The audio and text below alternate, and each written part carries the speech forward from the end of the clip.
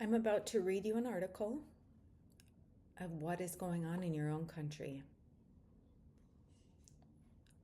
The United States of America is installing concentration camps. Let me go ahead and read this to you. And if you don't believe that they're concentration camps, you're a very, very sick individual.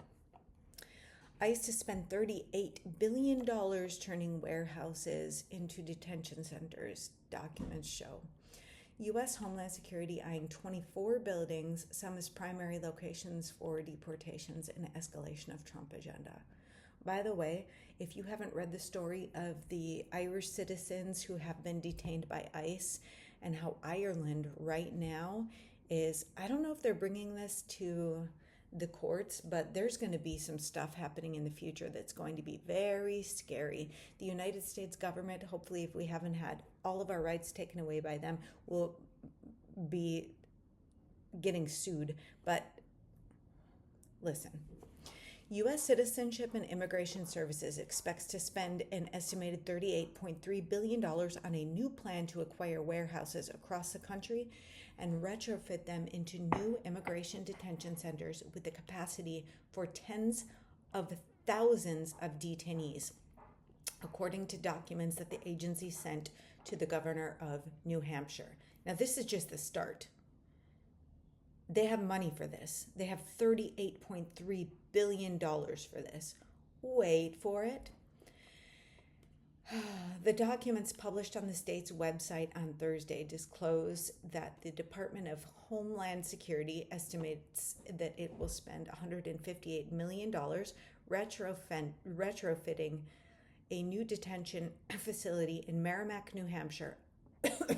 So, eyes open, New Hampshire, and an additional estimated $146 million to operate the facility in the first 3 years. According to an overview of the plans, which were first reported by the Washington Post, Immigration and Customs Enforcement would buy and convert 16 buildings across the U.S. into regional processing centers, each holding between 1,000 and 1,500 people at a time. Another large-scale detention center would hold 7,000 to 10,000 people at a time and serve as the primary locations for deportations. You all are building concentration camps. And mark my words, if you are vocal against the government, you might just get thrown into these places. Because you're one stupid motherfucker if you voted for Trump. Detainees would spend an average of 3 to 7 days at the processing sites before being transported to the larger facilities, where they would be held about 60 days for being deported.